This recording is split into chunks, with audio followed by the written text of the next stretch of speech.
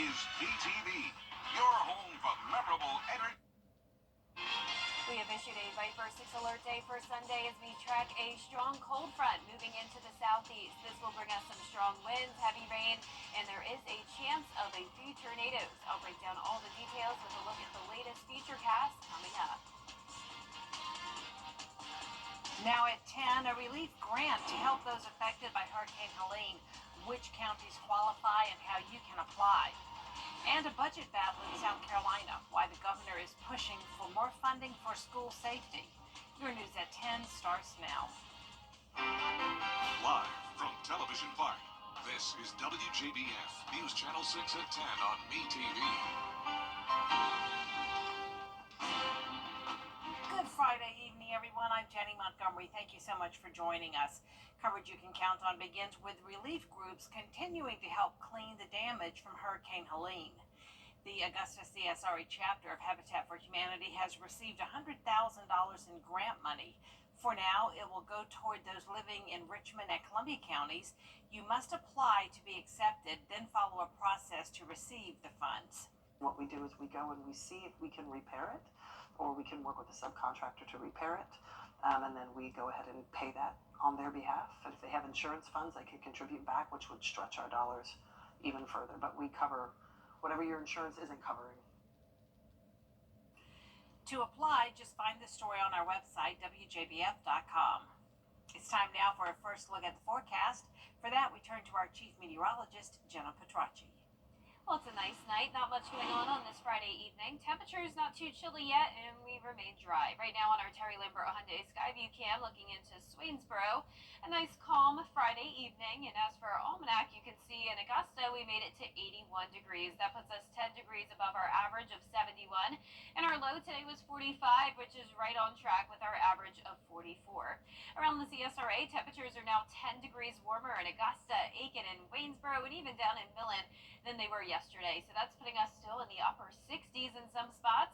68 in Augusta, 66 in Evans, feeling nice and mild outside. Sylvania, you're a bit cooler at 63, 64 in Gibson, and 65 in Washington.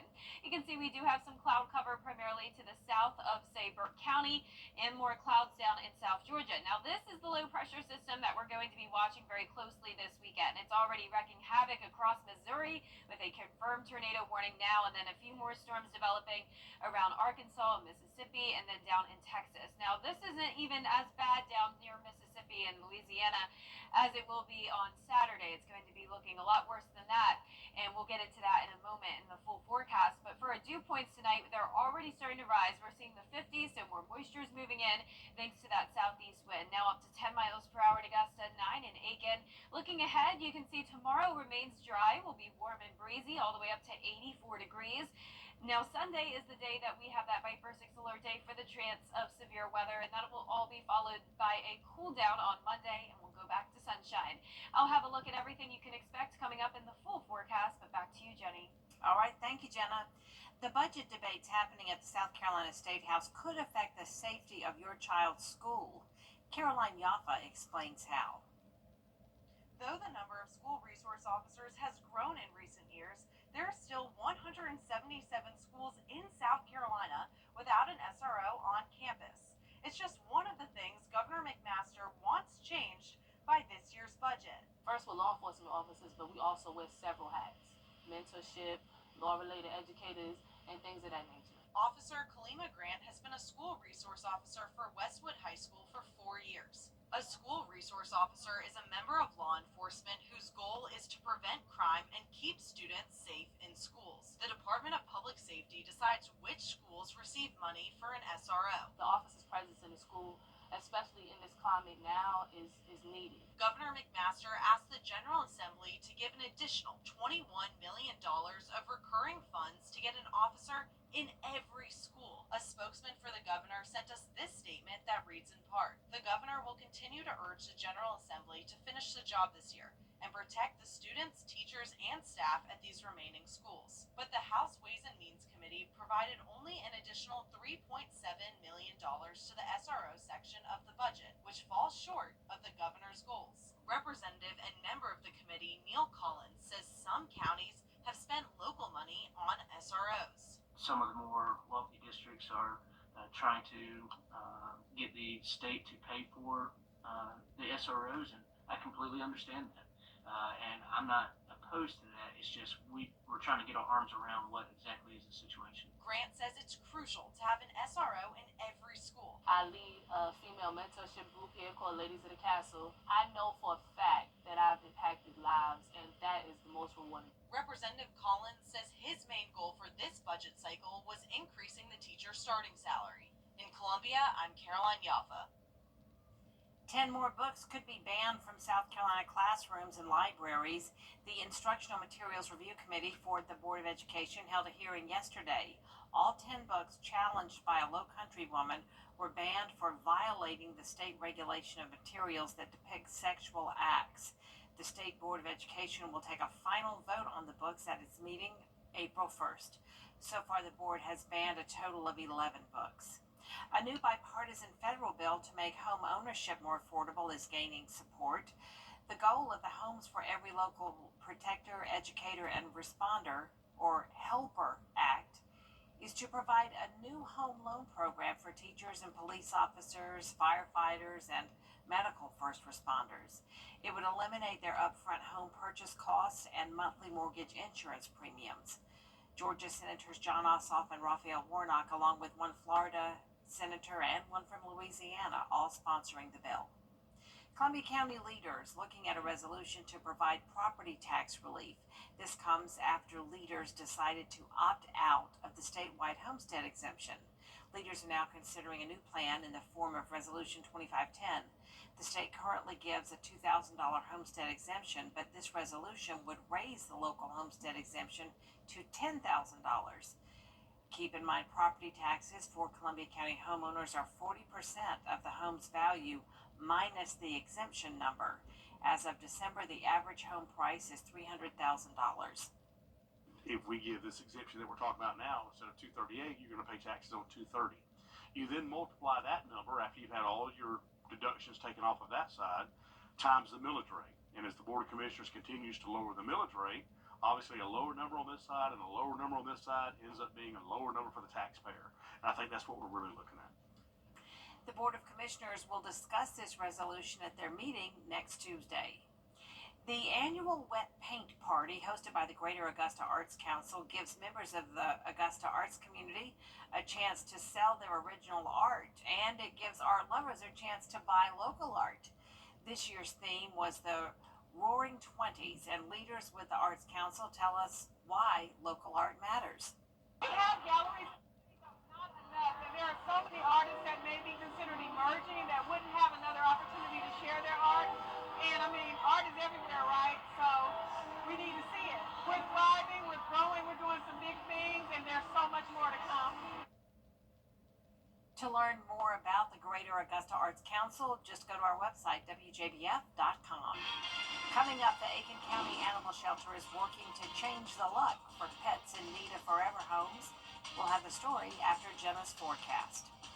Our primary threats on the Sunday severe weather setup will be the damaging wind gusts, and we could even see up to a few tornado warnings. We also have the secondary threats of flash flooding and hail. I'll break down all the details when we return.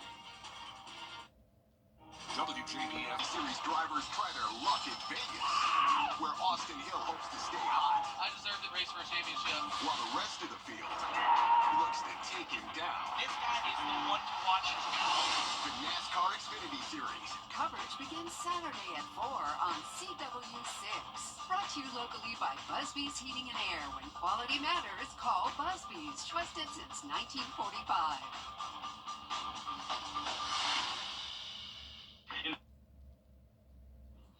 Now, your most accurate forecast with WJBF Live Viper 6. Welcome back. I hope you're having a nice Friday so far. Here's a look at our Terry Lambert Hyundai Skyview Cam in Burke County. It's still breezy and our skies are partly cloudy. We're sitting at 68 degrees, southeast winds of 7 or 10 miles per hour.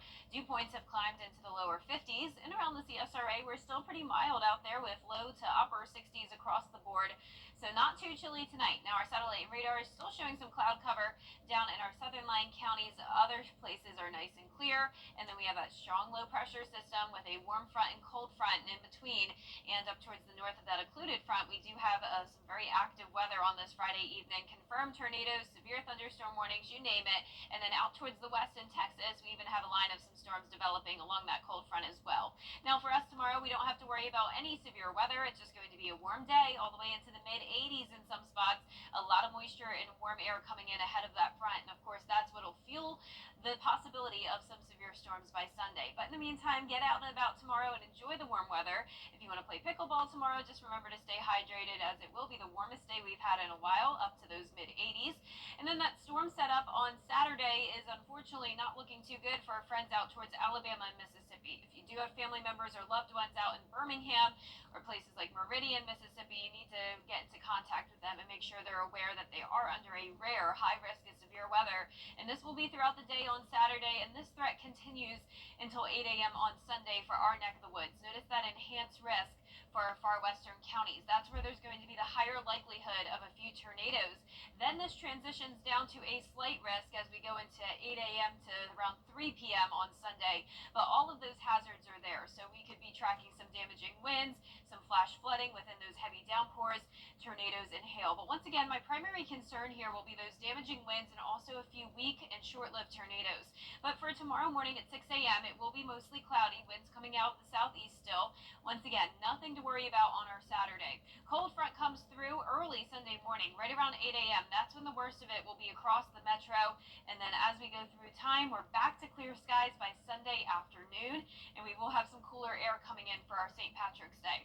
Let's bring it closer to home. 4 a.m. on Sunday, our northwestern counties start to get it first, and we'll be watching these cells here for that rotation. Notice how it kind of already looks like it's showing that rotation there. That's indicating the possibility of some spin-up tornadoes. So that's why our threat is looking a little bit more higher as these models continue to come out. By 10 a.m. on Sunday, we're seeing a lot of just widespread messy rain here. So a lot of this won't be that strong. Some of us will just be dealing with that heavy rain, some thunder and lightning, but other places could be dealing with those spin-up tornadoes. We have a lot of instability and that potential for some spin. So we'll be watching it very closely through Sunday afternoon. But look at the nice clear skies as we get throughout the day on Sunday. So it won't be just a complete washout on Sunday. Still some opportunity to enjoy the rest of your weekend.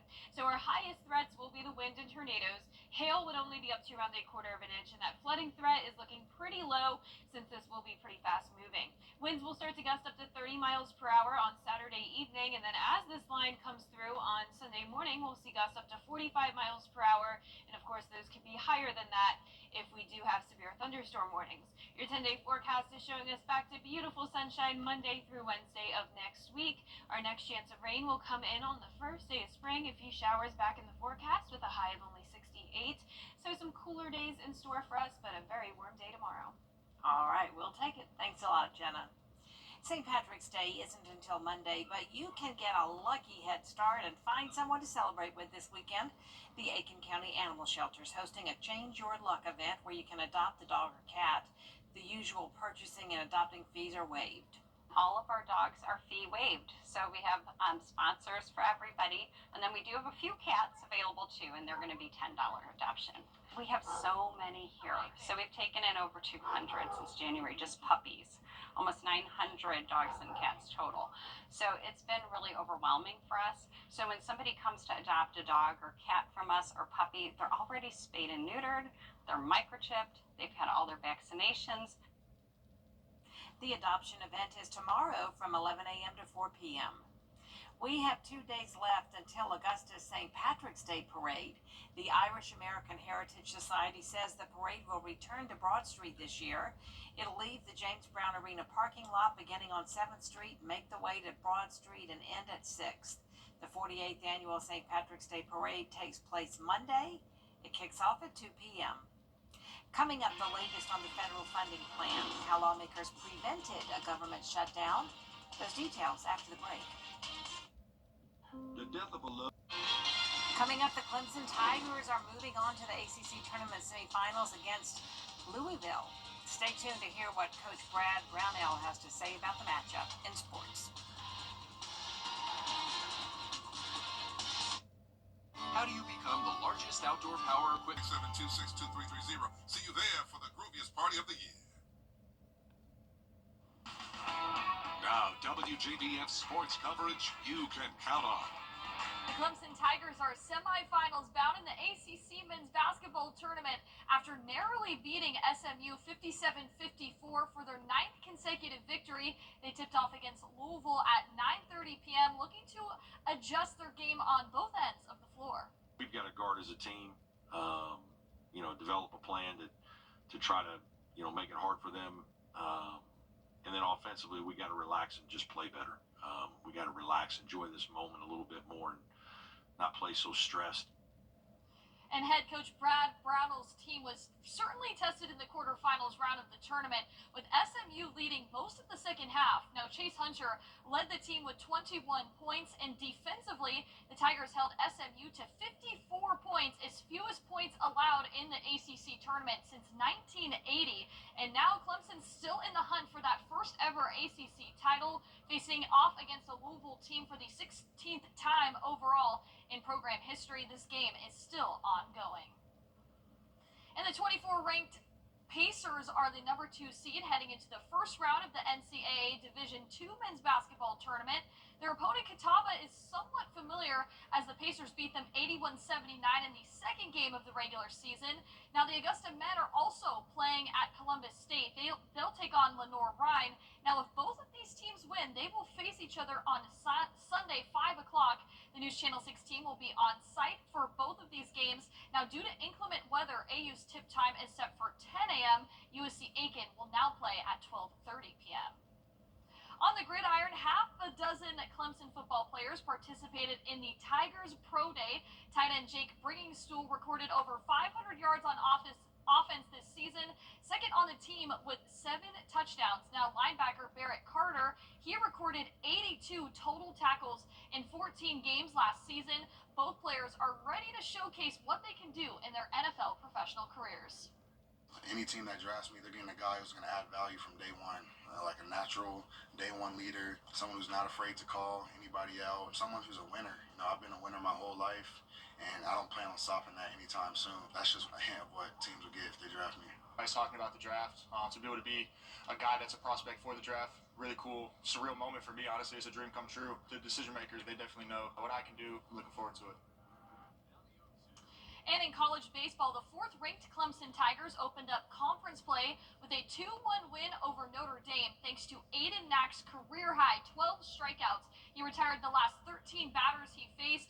Clemson's now won 16 games in a row. They'll look to clinch the series Saturday at 3 o'clock. And Jenny, I'll send it back to you. Coming up, the Foodies Food and Culture Festival is back for the weekend. We'll tell you what you can expect after the break. If you miss. And last but not least, the weekend is here, and if you're making plans and you like to eat, check out the Festival for Foodies in downtown Augusta. And it's not just food, there are dozens of arts and craft vendors. Ricky Jones checked it out for us. Take a look.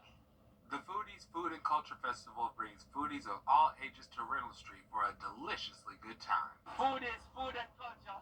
Bring the culture. So what happens is now you got different food trucks from all over the place, and you come together under one umbrella. With more than 70 food trucks and artisan vendors, the festival offers something for everyone to enjoy. First, I ate fried Oreos with crab legs, and cheeseburgers, and macaroni. I got me a turkey leg from 8 Ways Wings and Things. Oh my god, y'all, it's so good. I've been plotting on this turkey wing for like 2 days. I done weighed everything up and down here, man. I'm on swole right now. I think I done gained 50. Horace Williams owns Jam Rock Jerk Spot, combining high-energy music with great service to attract new customers. The curry goat, we got the jerk chicken mild and spicy. See? We got the brown stew, we got the curry chicken, right? We got the rice and peas. I got beef patty. So you know you're a real Jamaican place if I have cocoa bread with the beef patty. See? So it's always a blessing to travel with them, so you get to experience, meet different people, get different vibes, so it's a beautiful experience all weekend. Man, come on down, man. That's the best thing to do. You go talk about it and go get you down here. You gotta come down here and see it for yourself, really. The Foodies Festival will continue on Saturday and Sunday from 11 a.m. to 7 p.m. In Augusta, Ricky Jones Jr., WJBF News Channel 6. How did Ricky get that assignment? Oh, I know. Luck.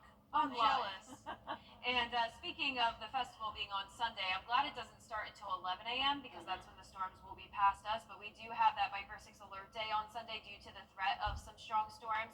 Our biggest concerns being the damaging winds and the tornado threat. Back to sunshine on St. Patrick's Day, a nice start to next week. Finally, the first day of spring, but a lot of temperatures next week will actually be a little bit cooler. We'll be in the upper 60s on Monday, Thursday, and Friday of next week. But in the meantime, a nice warm day tomorrow. I am excited for the 84-degree temperature on Saturday. Get out and about and enjoy the nice weather before the storms. Sounds good. The news continues at the top of the hour over on WJBF News Channel 6 at 11. And Hogan's Heroes is next here on BTV. Have a great night.